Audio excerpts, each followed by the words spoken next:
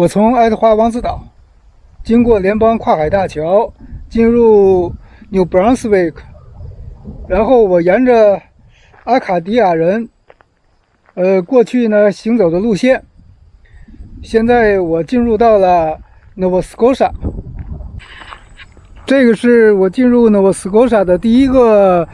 小村庄。这有一些信息显示你要所到的地方的距离。接下来我就要开始在 Nova Scotia 的旅行了。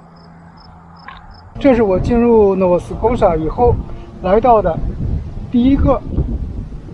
加拿大国家历史遗址。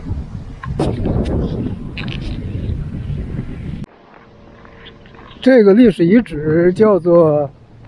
Thinkers Lodge， 这是一个冷战时期的一个产物。当时人们在这儿开一个科学的会议，如何避免这个核扩散的一个科学的会议。那是在上个世纪50年代。现在我们进去就看一看。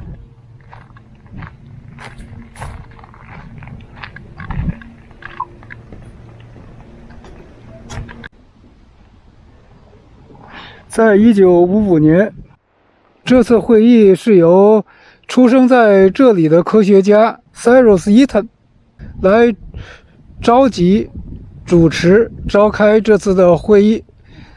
在他的家乡 Nova Scotia， 在这个小镇上 Pugwash 邀请在东西两方阵营的，在1955年，科学家就筹备了一次会议，如何防止核战争，然后邀请了世界上东西方两方阵营的科学家，一共22人，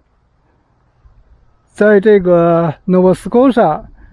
的一个非常安静的小镇 Pugwash， 然后就是这栋房子。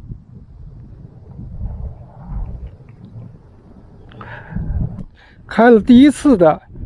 探讨如何阻止核战争，也就是这次会议唤起了科学家以及很多热爱和平的人来阻止战争的爆发，因此这第一次的会议是非常重要的。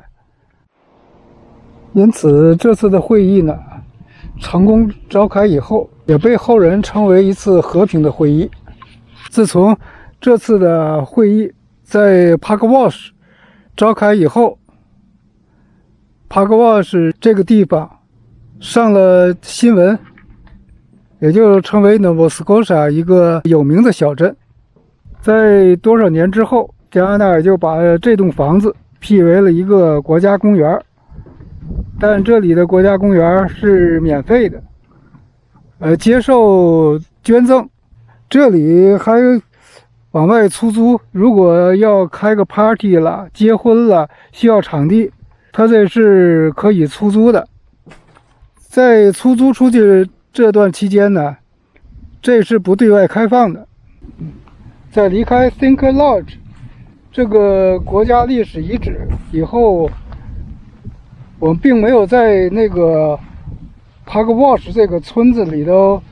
逛一逛，因为这村子呢人口不多，这个村子呢非常的安静，也没有什么特殊吸引人的地方，我就离开了那里。接着我来到了它这个 Nova Scotia 的一个省立公园，这是我进入 Nova Scotia 以来进到的第一个省立公园。这个公园位于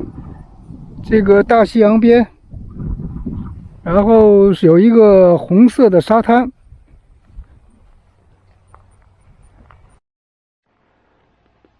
最后看一看从这个省立公园拍摄的夕阳，非常漂亮的落日余晖，来结束今天的行程。